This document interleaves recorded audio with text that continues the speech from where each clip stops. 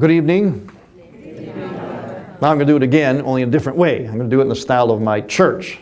I'm a Byzantine Catholic priest. My parish, as you heard, is Annunciation in Homer Glen, Illinois. Annunciation Byzantine Catholic parish.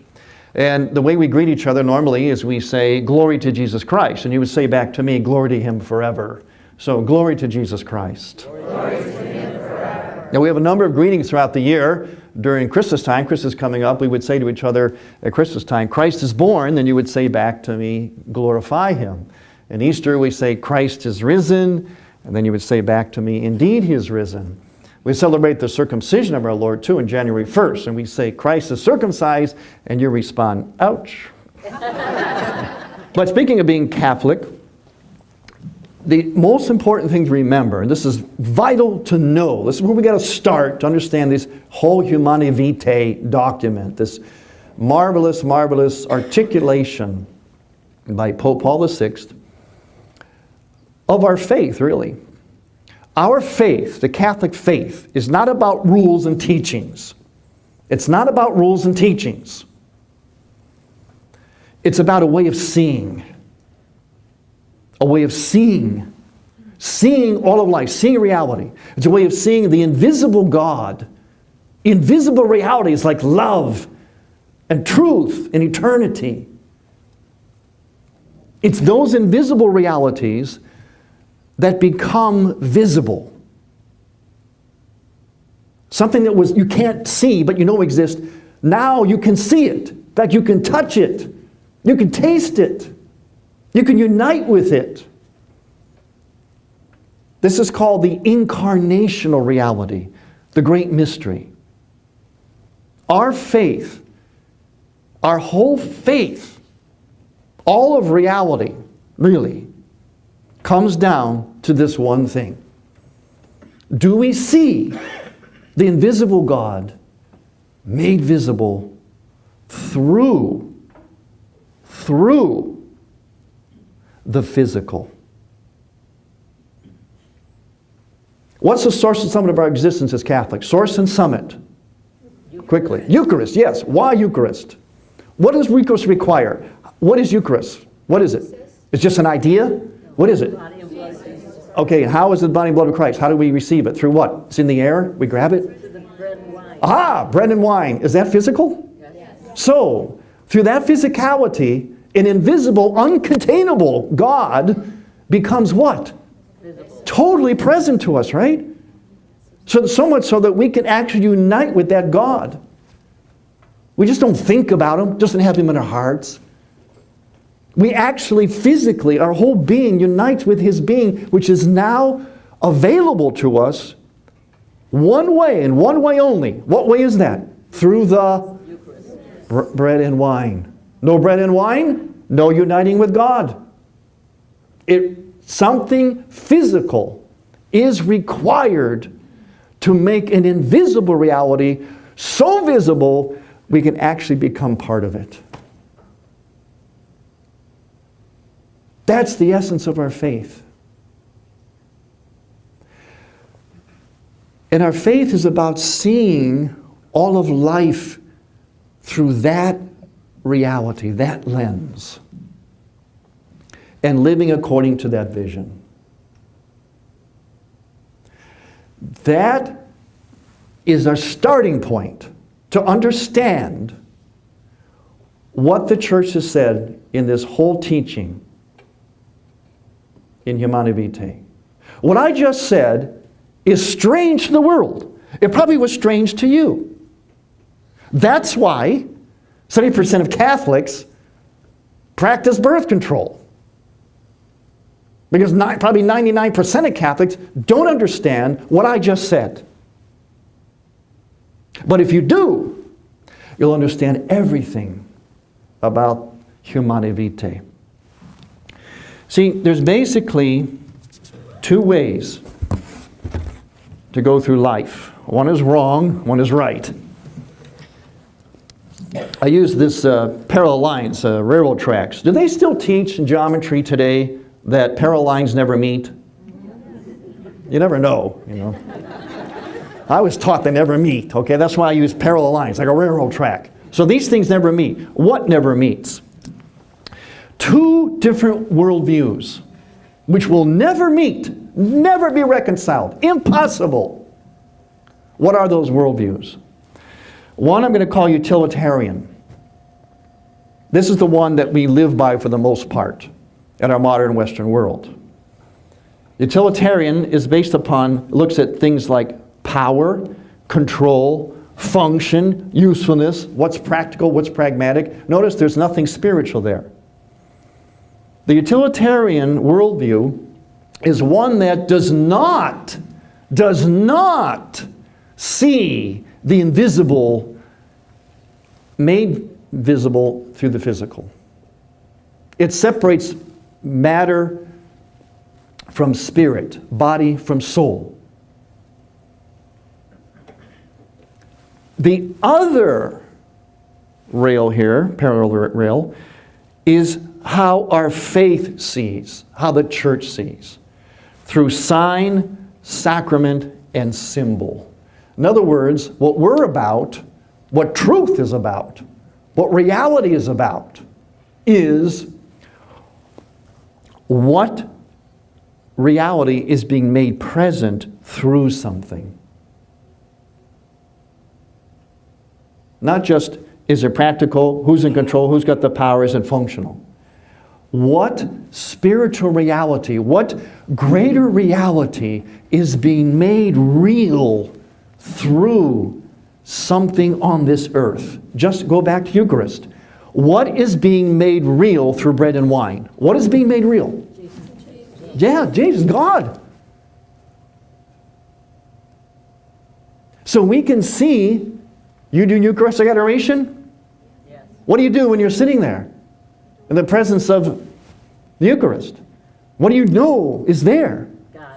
Jesus. You know that, yeah, and you sense that because there is the bread there that is now the presence of God made present to you because there's bread, there's something physical. So you can see that bread and you're seeing God. You can sense God. He's real to you. He's palpable. You can feel Him in your heart. That's why you go there.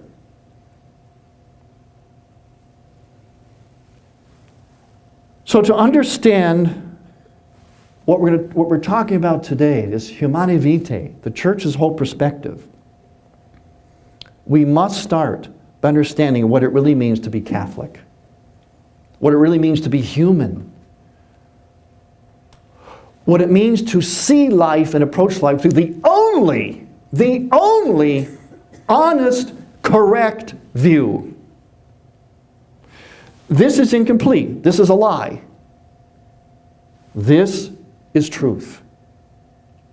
Because the truth of the matter is, as we're going to celebrate in 2 months,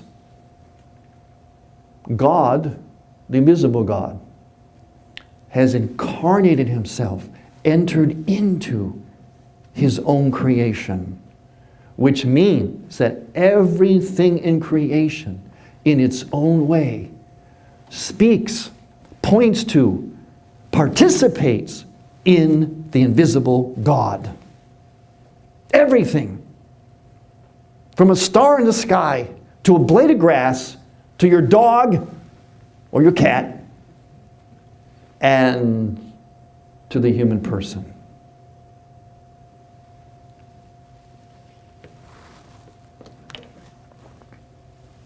This view is what lies behind the church's teaching on human sexuality, and why the church says no to this, but yes to that. Now, the church is against contraception. Okay. This is not about the privacy of the bedroom. And the church is static there because the celibate Rome is not going to tell me how many kids it's supposed to have because he's not going to support them. That's not what it's about. You have to go much bigger than that. You have to go back to the foundation. Contraception is a worldview. It's a way of life.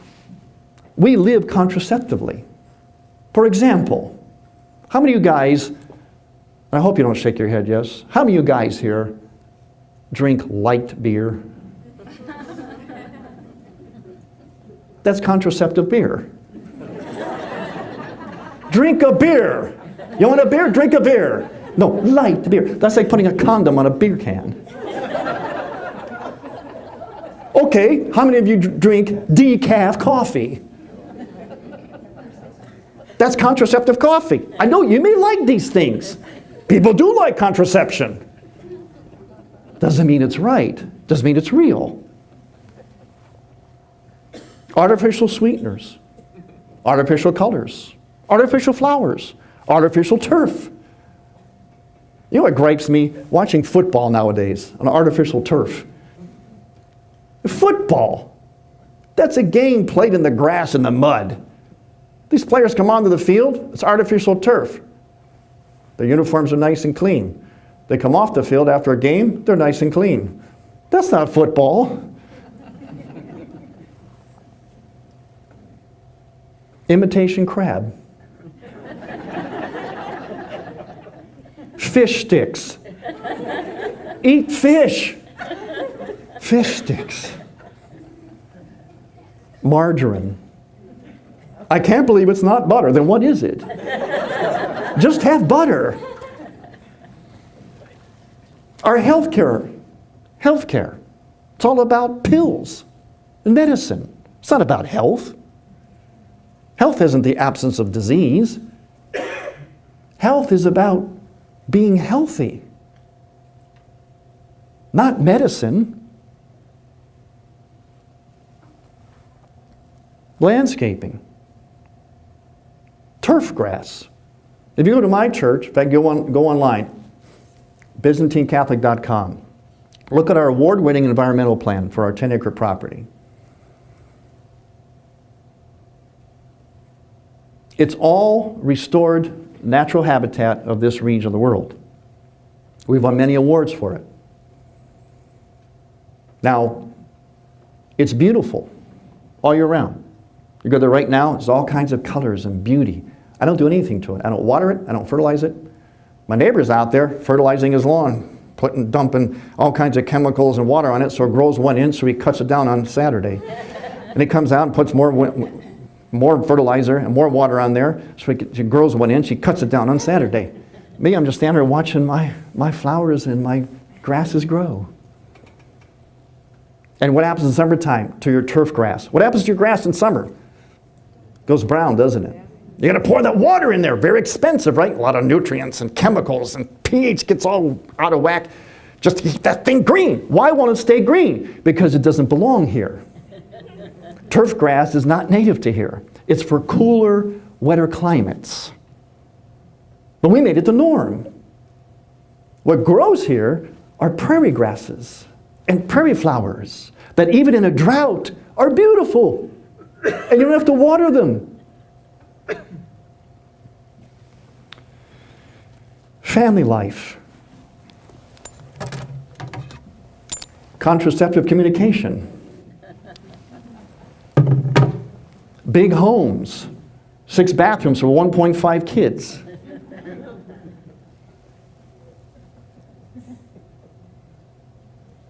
You know, even priests contracept.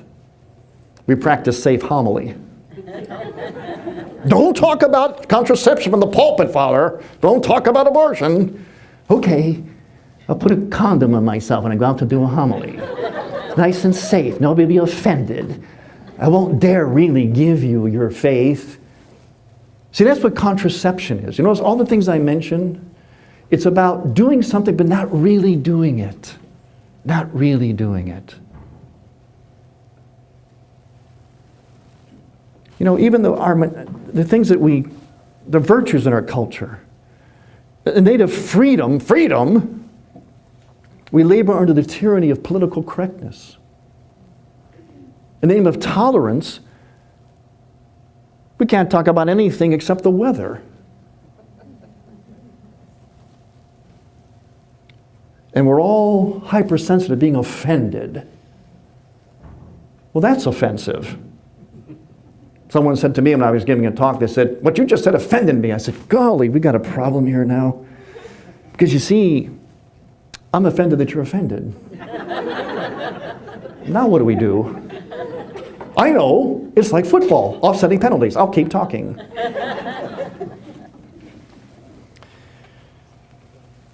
Now the church, in her vision, see, the church is always way ahead of everybody. It's especially way ahead of science. Science is Johnny-come-lately. We think the church is out of touch and science, no. The reverse. The church has a vision that is very, very far. That's why people disagree with the church, because our vision is very myopic, very small, very pragmatic. It's just what's in front of our face, what we know here and now. And science is very limited. Science only believes what they can actually prove, what they think they can prove. The church, on the other hand, has this far-reaching vision. And the church knew that the world was going down this path. It was going down a contraceptive path. In fact, contraception was not accepted by any religion. It was even illegal in the United States. You realize that contraception was illegal in the United States? In 1930 was the first crack. The Anglican Church, at the Lambeth Synod in 1930, made the first little crack. They said, well, maybe you could use artificial contraception if you really, really need to. Boy, the bells and whistles went off. Danger, danger, woo, woo, woo, in the church.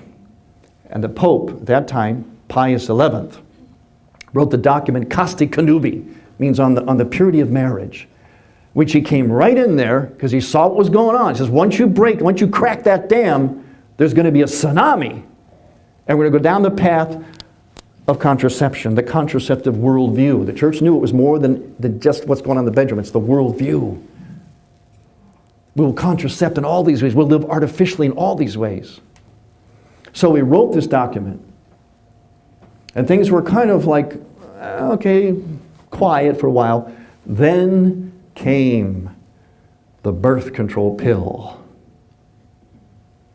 And that created a big row in the church. So Paul VI, actually before him, Pope John the 23rd, St. John 23rd, in 1963, got a commission together, a small commission, to study the issue about, boy, there's a lot of talk in the world. They're all clamoring, they're knocking on my door for contraception. There's this way now that women can be infertile and they don't have to have so many babies and be burdened by that. Well, let me look at this. So we got this commission together. And it was studying the issue. And the Pope, John 23rd, he died before it was completed. Paul VI came in. He picked up the baton, ran with it, only he expanded the commission to many more people, many more experts. And on the committee were two cardinals. One would eventually become Pope John Paul II. And after the commission made its study, they presented the results to the Pope. And the majority of that commission said the church should change its position on contraception. And the Pope took that report, looked at it and said, thank you very much, but I see it's not a total majority. There are some people on this committee who do not think the church should change its position on contraception. One of those persons was one of the cardinals. Can you guess who it might be? Pope John Paul II. And the Pope Paul VI also noticed that there were some things in their conclusion that were going against church teaching. So basically he said to the committee, thank you very much. I'll take it from here. Now, I want you to know, you're privileged to know, and this is on camera, so it's documented, that the Roman Catholic Church, the Catholic Church, listened to me.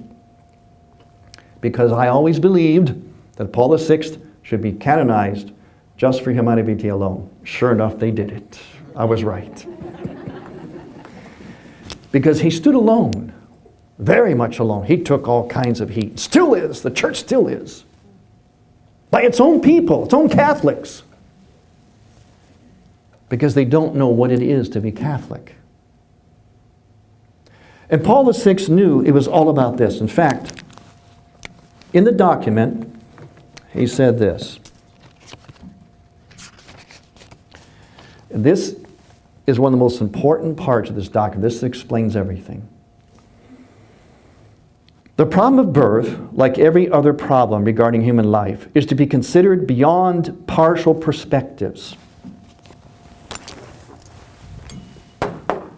Beyond partial perspectives. Whether of the biological or psychological, demographic or sociological orders. In the light of an integral, ready? Here comes. Vision. What did I say at the beginning? What are we all about? How to see. In light of the vision of man and his vocation.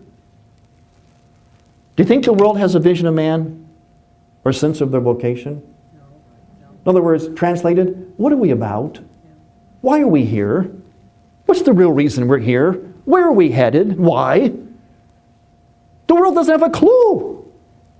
Nor do most Catholics.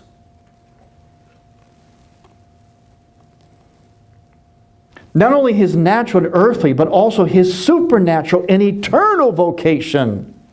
And since in the attempt to justify artificial methods of birth control, many have appealed to the demands both of conjugal love and of responsible parenthood, it is good to state very precisely the true concept of these two great realities of married life, referring principally to what was recently set forth in this regard and in a highly authoritative form by the Second Vatican Council in its pastoral constitution, Gaudium et Spes. Conjugal love. Now you know what I mean by conjugal, right? Okay. Sometimes people don't know what that means. Conjugal loves, okay? Conjugal love reveals its true nature and nobility when it is considered in its supreme origin.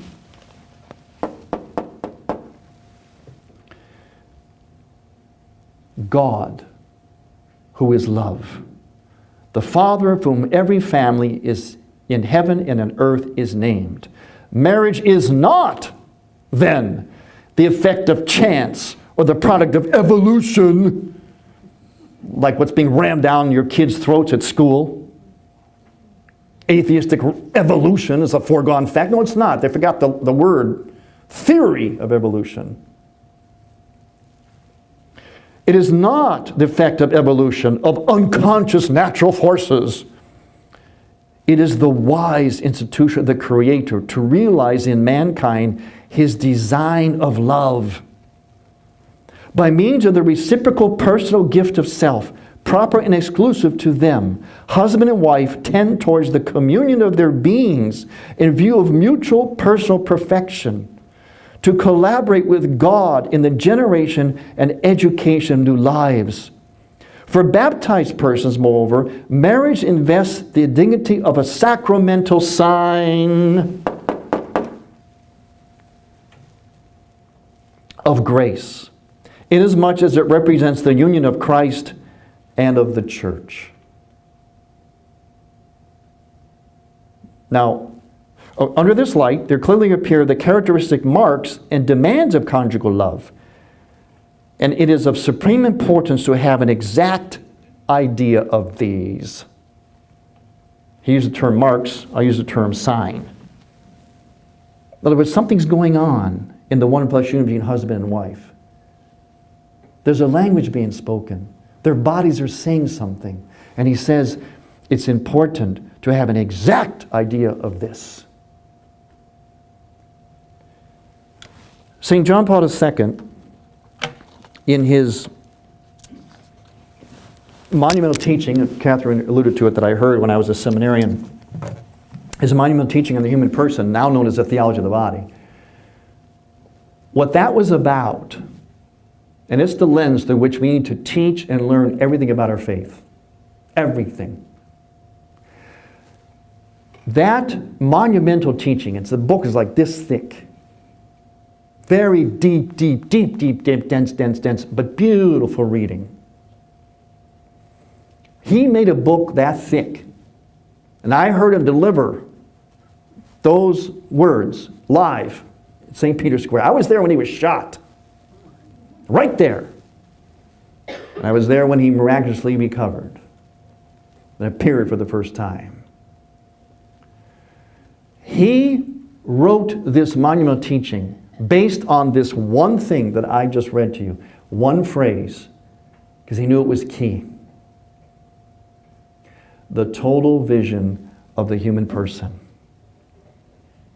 How we see one another as man and woman. In fact, he said, the question before the modern world today that will solve all of our problems, everything hinges on this one question. Who will woman be for man? And who will man be for her? In other words, why, ladies, are you a woman? I mean the real why. The mystical why. Why, gentlemen, are you men? The real why. And how do we be man and woman for each other after understanding first why we're man and woman? And St. John Paul II knew that the world was getting sex crazed and that it was separating more and more the sacramental, the spiritual from the physical, becoming more like this. That's what the whole contraceptive thing is. We don't want kids. It's not practical. Take a pill. He knew that's where the world was going. So he said, I will attempt to answer the question, why are we human? Why are we man? Why are we woman? And I'll go where people are living right now. They're sex crazed. I'll go into their sex. I'll go into their sexuality. In fact, I'll go into their bodies. And he said, look at these bodies. Look at them.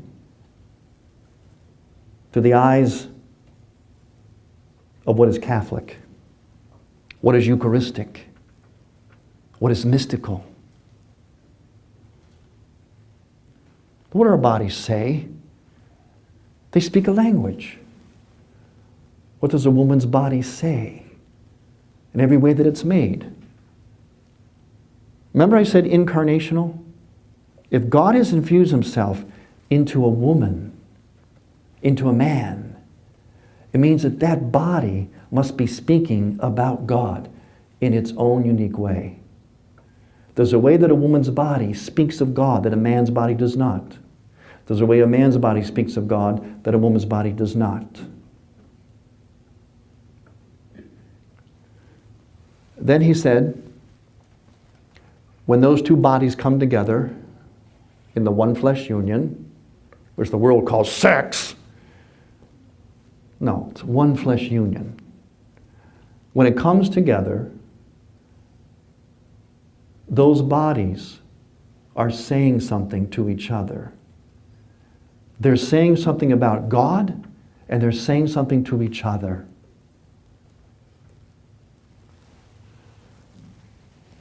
And if we want two people to really experience love, they have to be honest in how they speak to one another. And in Humanae Vitae, when Paul VI said there are certain marks that are important to know, those marks are, I call them the real F words. Free, full, faithful, and fruitful. And his theology body, John Paul II said, in fact, the whole point that he did the theology body was to help you and the world understand this document. He knew, as did Paul VI knew, that the world would not understand this document and it would reject it, especially Catholics. Especially Catholics. because they both knew that Catholics did not truly understand what the soul of their faith really is about. They have no idea that in the bedroom, a man and woman are saying something to each other, and they're saying something about God in the one flesh union.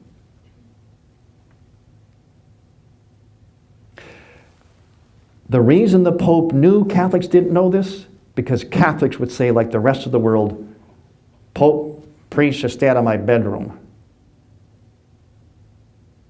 That shows you they had no idea what goes on in the bedroom. The bedroom is the place above all, other than church, that you would want God and the church. We kicked God and the church out of the bedroom. Now look at us. Now look at us. Look at the church. Look at the world. Oh, we were so smart, weren't we?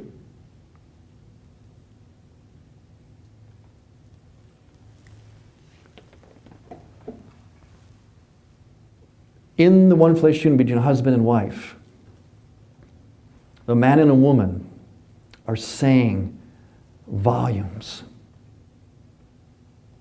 And if they want to love each other and preserve that love, they must be speaking to each other truthfully.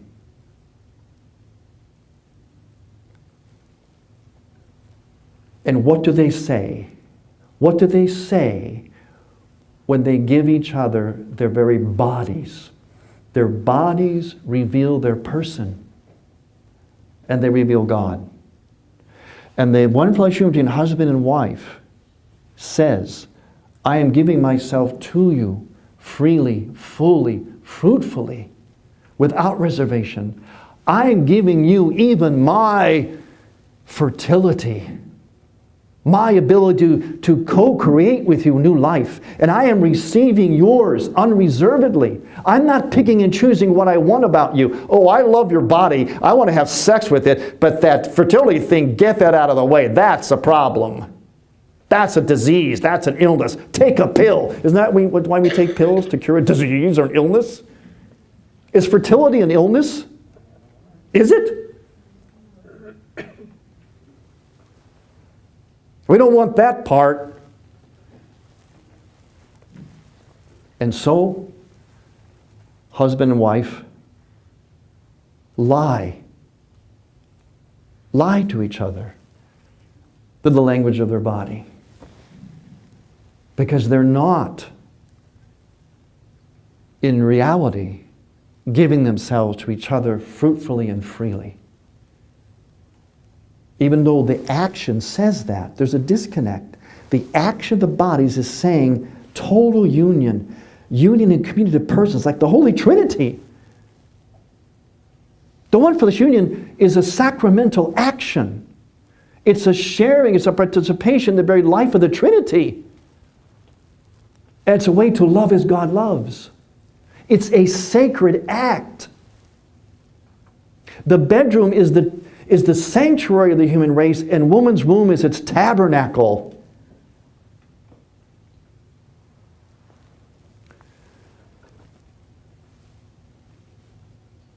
So when we lie, we cause hurt. And the church knew that if we lied in the sacredness of the bedroom, if we defiled the tabernacle of the human race, the woman's womb, everything else in the world will become defiled. And certainly it has. Certainly it has.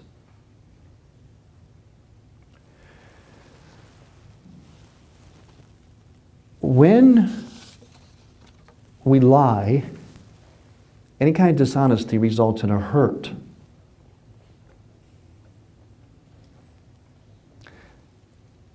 And the choice to go on the path of contraceptive worldview. Notice I'm not just saying contraception, I'm saying contraceptive worldview. It's a whole way of looking at life. It's this way instead of the Catholic way. Because of that, we're in a world of hurt. Let me give you examples. I'm going to cite just a few of them. As you know, hopefully you know, the birth control pill, when they first wanted to get it out there, they did experiments on poor women in Puerto Rico because they were dispensable. And they would get blood clots and strokes and die. They knew this, but they put it out there anyway. In 1957, they already had studies that showed that there's a link between the birth control pill and breast cancer. Oh, here we are, October. It's Pink Month, isn't it? It's Breast Cancer Awareness Month, isn't it? No, you know what it is? It's Big Hypocrisy Month. Because our culture promotes the very thing that causes breast cancer. What are the causes of it? Abortion and contraception. And then sanctimoniously runs around wearing pink because we're all concerned about breast cancer. In 1957, they knew this. In 1994, the National Catholic Cancer Institute found that there was a 50% increase of breast cancer in women who had abortions. And remember, the birth control pill, some of them are abortifacients. They cause abortions. In 1995, 17 studies worldwide showed a link between contraception and breast cancer. Since the 1970s, millions of abortions have occurred. Breast cancer has risen 40% in the United States. The high mortality rate, triple-negative breast cancer, abbreviated TNBC, is highest among women who used oral contraceptives before age 18.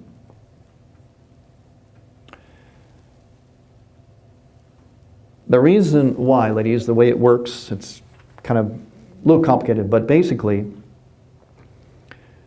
when a woman is pregnant, her body will go through a process of 4 stages of 4 different kinds of lobules in her breasts en route to being able to give milk to a baby. The first 2 lobules in the process are very vulnerable to cancer. But the 3rd and 4th are cancer resistant. Now what the birth control pill has done, and especially as an abortifacient, is it interrupts that process, leaving the woman in the first 2 stages, meaning she's now more vulnerable to breast cancer. This was known all along, but it was purposely concealed. The National Cancer Institute had these findings on their website, and out of pressure from pro-abortion people, they took it off. And there were actually lies and fudging studies that proved that there was this link between breast cancer and the contraceptive pill.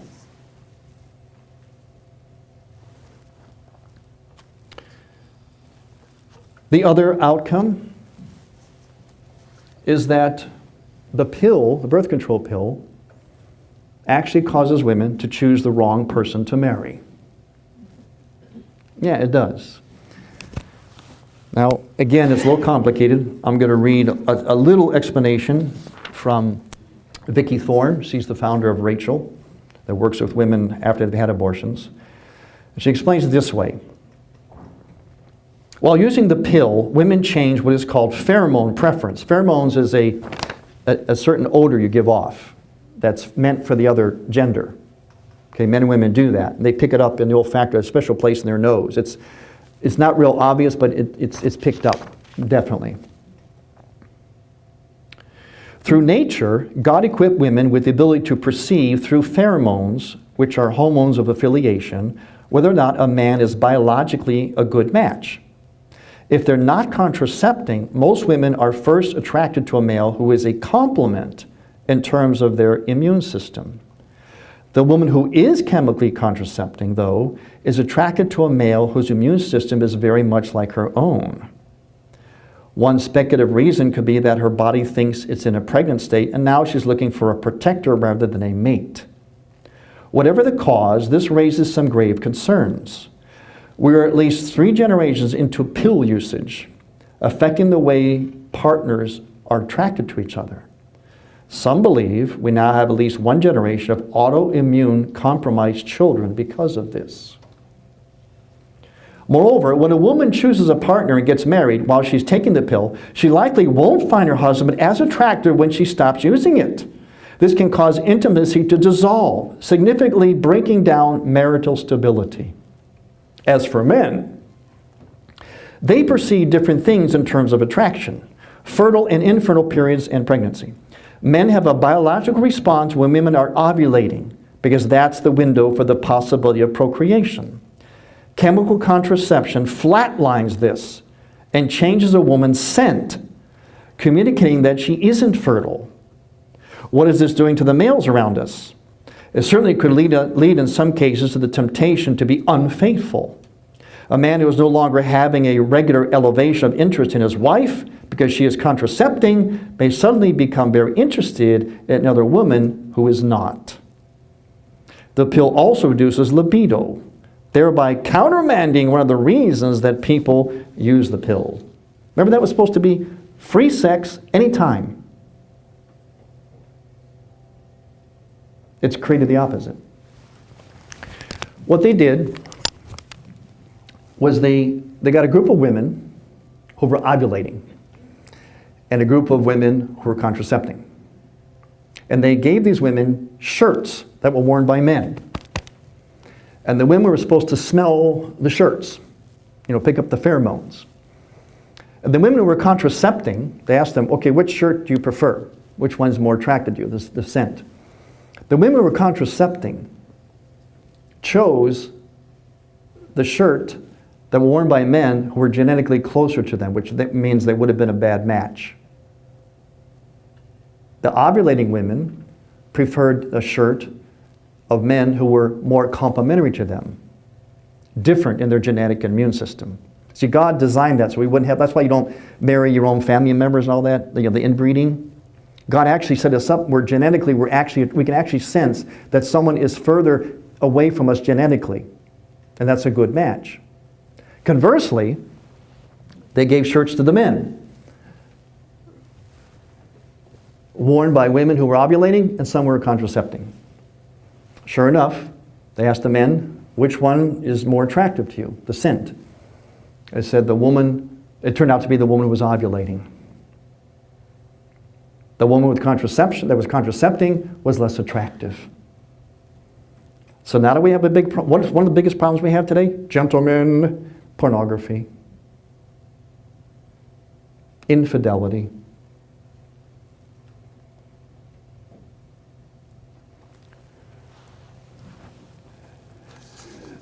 There were 4.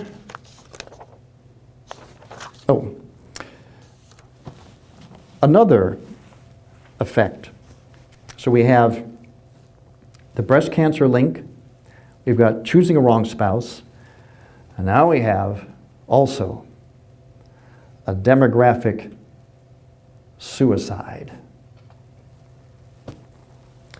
Every woman needs to give birth to 2.13 children to replace the world population. However, over 90 countries are below that, 90. Japan sells more diapers for adults than babies. As of 2015, the United States of America is not replacing its population. For the first time in history, the aged population will exceed the population of children. Europe has to import immigrants for their workforce. They don't have enough people. And guess who most of the immigrants are? Muslims. That's where the terrorist cells are.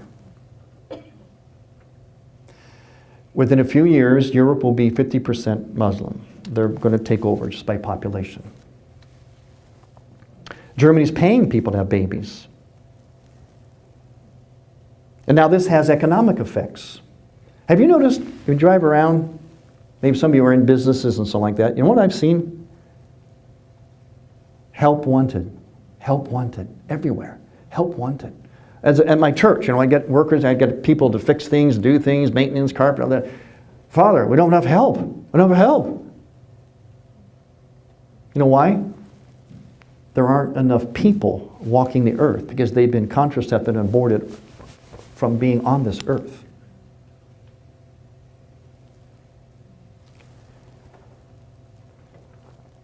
Population increases, prosperity. Prosperity increases when population increases. We were told, remember, and the kids are still told this in school, the world is underpopulated. We're literally, Western civilization is committing demographic suicide. We're dying off the earth. We're going to be gone. Poof, gone. And the kids, your kids at school are still told that there's an overpopulation in the world, that they should be careful and contracept and not have a lot of kids. My brother has 8 kids. Boy, does he get flack. He told me, Tom, after our 4th one, we stopped getting invited to places. One time he was at a grocery store with all 8 of them. They're in a line. He's going through the line. A woman said, you can get that fixed. He turned to her and said, now why would I fix something that obviously works very well? In China, one worker has to support 2 parents and 4 grandparents. Therefore, as you know, probably in China, baby boys are preferred and girls are aborted. Japan has been in a prolonged recession because of population decline.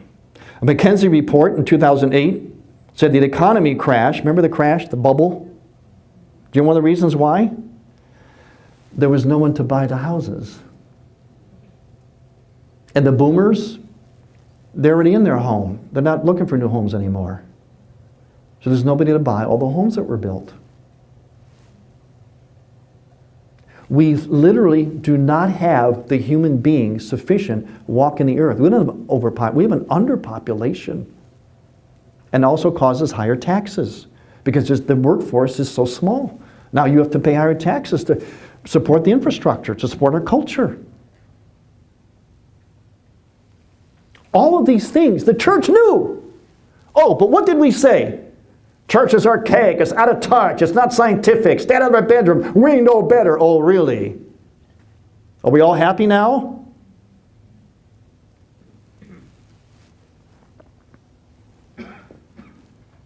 And just some additional things. The birth control pill causes cardiovascular disease, cervical cancer, glucose intolerance, gallbladder disease, weight gain, depression, diminished sex drive, over 30 sexually transmitted diseases, and inspires sexually irresponsible lifestyles. And also, it's what laid the groundwork for what we have now with all this transgenderism. And kids 5 and 6 years old are being encouraged to say, well, I'm a boy, I really should be a girl. Why? Because we separated the unitive from the procreative. One flesh union between husband and wife no longer has anything to do with babies. Therefore, what is it then? It's just a recreational exercise. You can do whatever you want with it. And it certainly has no sacramental nature. It has no spiritual value. There's nothing being said in the bedroom except we're getting off with orgasm in whatever way we want, but there's nothing spiritual there. There's no language there, right? There's no God there. Could that be why we're so miserable? Why the divorce rate is 70%? It's only about 3% for those who follow the church's teaching, by the way. Could that be why we don't know what gender we are?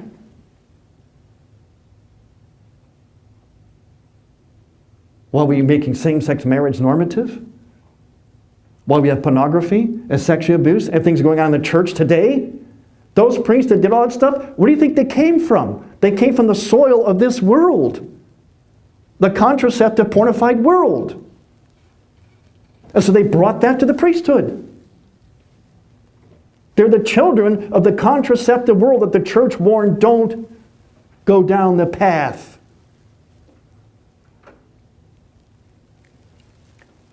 When you corrupt the tabernacle, the human race, you corrupt everything.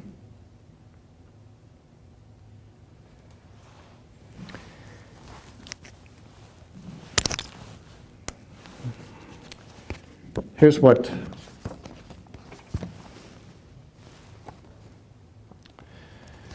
Paul VI said about the church, and so correct.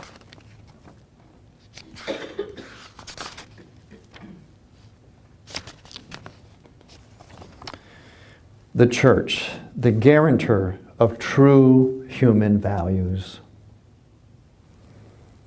It can be foreseen that this teaching will perhaps not be easily received by all, especially Catholics.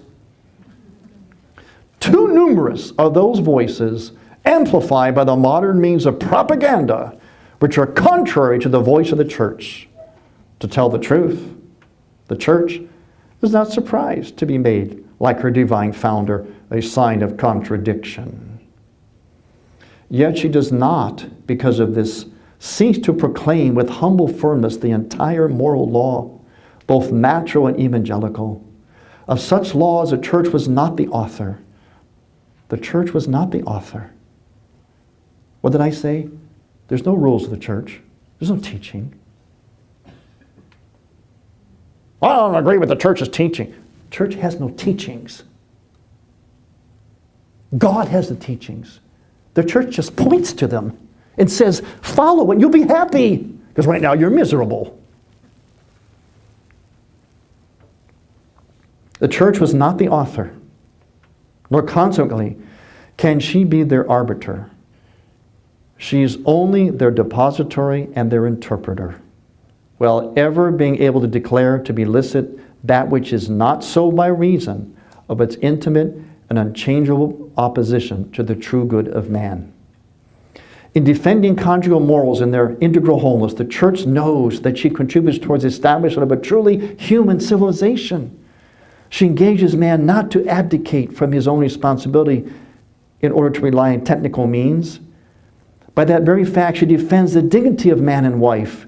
Faithful to both the teaching and the example of the Savior, she shows herself to be the sincere and disinterested friend of men whom she wishes to help, even during their earthly sojourn, to share as sons in the life of the living God, the Father of all men. I have on the table there, if you want them, the 4 predictions that were made by Paul VI that would happen. He went down the road of contraception. I already went through some of the effects, but these are the 4 predictions. Everyone has come forward, has come true to the last detail. The first one, he said, contraception would lead to conjugal infidelity and a general lowering of morality. Proof? 4 out of 10 teens have had at least one pregnancy. 75% of all African American children are born out of wedlock, and 1 out of every 4 is born to a teenage mother. Over 1 million abortions a year, nearly half are by teenagers. More than 1 in 7 teens has had at least one abortion, and 80% of those teens were using safe sex, contraceptives. How could that happen? 80% were practicing safe sex, and they're pregnant. Number 2, now ladies, listen to this one. Listen to these words, ladies. The church is the only entity on earth that uttered such words on your behalf. This is what the Pope warned the world. The man will lose respect for the woman and no longer care for her physical and psychological equilibrium. It will come to the point of considering her as a mere instrument of selfish enjoyment and no longer as his respected and beloved companion. The so-called chauvinistic church was the singular voice that stepped forward to protect women who were the biggest victims of the contraceptive worldview. The church was the only voice. Third one, Contraception will place a dangerous weapon in the hands of public authorities who take no need of moral exigencies. You know what our country does? We go into third world nations and we tell them, we'll give you aid, but you got to sterilize your people. Got to practice contraception and abortion. Get too many people. And 4, contraception will lead us to think that we have limitless dominion over our own body. Oh, I'm a boy, but identify as a girl. Test tube babies, surrogate motherhood, assisted suicide, euthanasia, human cloning, embryonic stem cell research, same-sex marriage, eugenics.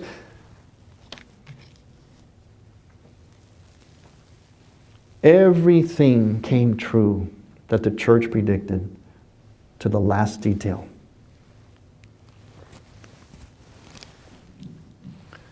I will conclude by bringing all this to the place where the context of human sexuality is found. It's found in the liturgy of the church. Let's go back to the bedroom. What language is being spoken? I give myself to you. You give yourself to me. Fully, freely, faithfully, fruitfully. What goes on in the bedroom finds its context in the Mass, in the Eucharist. What are the quintessential words the priest says in the Mass? Take, eat. This is my what? Body. Body. Finish it. Given up for you. Given up for you. The same language a man says to his wife in the one flesh union.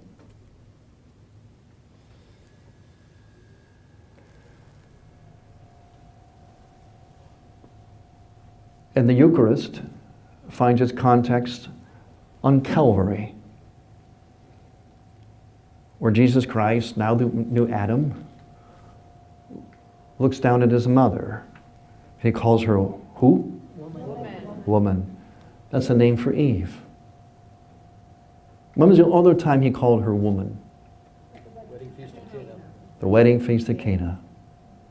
Coincidence? And he said to her, woman, Eve, at a wedding, my hour's not yet come. When would it come? It would come on the nuptial bed of the cross, where the new Adam would look down at the new Eve and say to her, woman, behold your son.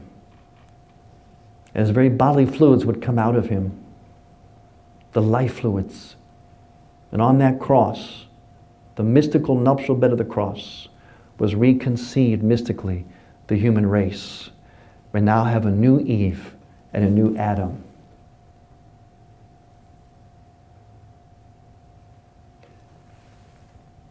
And how is heaven described in the smash ending of the Bible? The wedding feast of the Lamb. From bedroom to Eucharist, to Calvary, to heaven. It's one single continuous reality.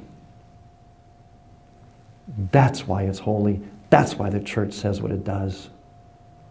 And the world, and most Catholics, have not a clue of what I just said.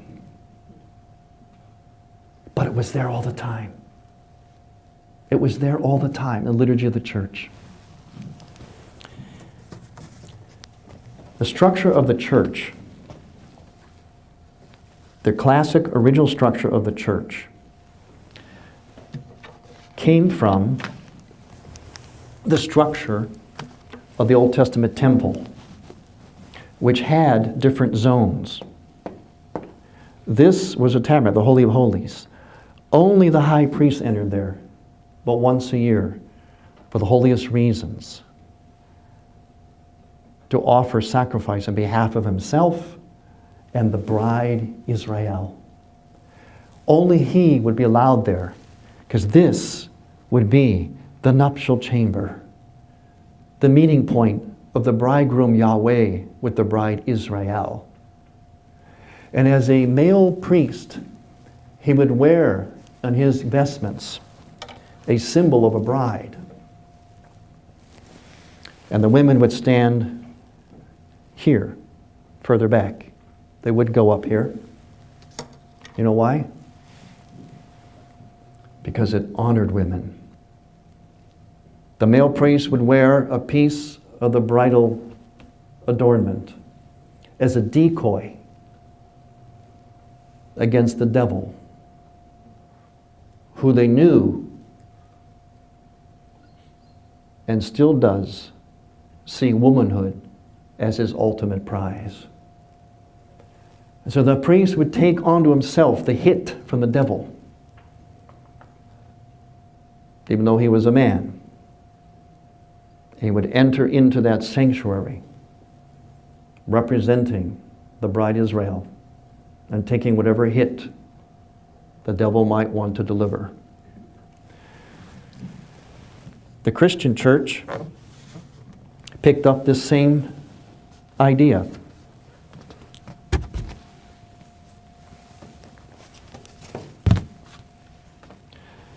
Modified it a bit. In classic church architecture, there's the zones, but here, the Holy of Holies, same idea. And there was a barrier across the Holy of Holies where the altar was and the tabernacle was. All of you too young to remember, and your church, there was a communion rail. You're too young to remember, don't be shaking your heads, okay? I remember it. Now in my church, that barrier is very elaborate. It's called a iconostas, icon screen, because all the way from floor to ceiling. It's got 3 sets of doors on it. And only ordained ministers go in and out of there, and only when they're fully vested, just like the Old Testament temple priest, just as your priest used to in the classic church architecture. And he would go in for the holiest of reasons, as the only authorized person to approach the tabernacle. And the priest, ad orientem, facing east, would be like the Old Testament priest. He would face east, representing the bride, the church, in anticipation of the coming of the bridegroom Christ on the nuptial bed of the altar in the Eucharist. And you may remember, and it's still the case in my church, the way we do our liturgy, there are only certain times when the priest turns to you. Otherwise, you always faced east. Everybody faced east. He turns to you only when he's representing persona Christi, Christ, come to deliver, to impregnate you, to deliver something inside of you, a blessing, the Word of God, or the Eucharist. Any of you ever been to the Latin Mass? An Orientem Mass? Which way does the priest face? It's how it always was. And that was never supposed to change, by the way. It always was that way. But he would turn to you at certain times. When? Only when he was preaching, blessing, or giving you the Eucharist. When he was impregnating the bride. Otherwise, he represented the church. In my church, there is a table in the sanctuary to the side, which has this icon by it. It's called Christ the Bridegroom. That's when he's being scourged, right? Being prepared to die. He's being prepared for his nuptial bed. He's called Christ the Bridegroom. That's in that part of the sanctuary because that table was where we prepare the gifts, as though we're preparing Christ, as though he was being prepared when he was being scourged to become then the new Adam on the nuptial bed of the cross. In this case, now it's the altar. On the altar, in my church, is our tabernacle. It's always there. Above that tabernacle, on the ceiling, hovering over it, is this icon. See the top there?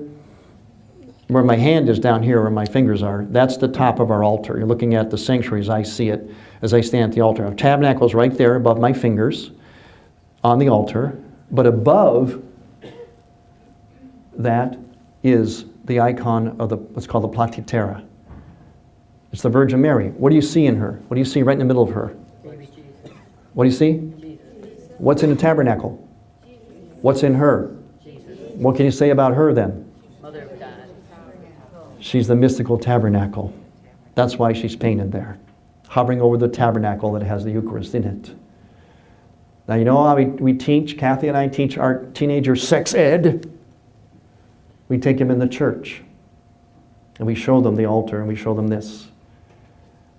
And we say to the boys, boys, you see that tabernacle? Who goes there? Oh, just the priest, Father. And for what reason? Holy reason. That's right. He's the steward of it, the protector of it. He approaches only for the holiest reasons. That's how you approach women. Because, ladies, your body is configured to the body of the Virgin Mary. You see what she has in the middle of her body, in her womb? This is a sacred space. And so do you, where heaven and earth meet. And no one approaches your tabernacle, ladies, except that man who will be priest to you. Just as the priest protects the honor of the Eucharist and approaches it only in the holiest ways, this is what your man must be to you. Otherwise, he do not approach. In the liturgy of the church is the mystical context for the real meaning, the real why, behind why we're man and woman, and how to be that for each other. The world does not know any of this. It's pity. But now, you do. I want to thank you for your attention. God bless you.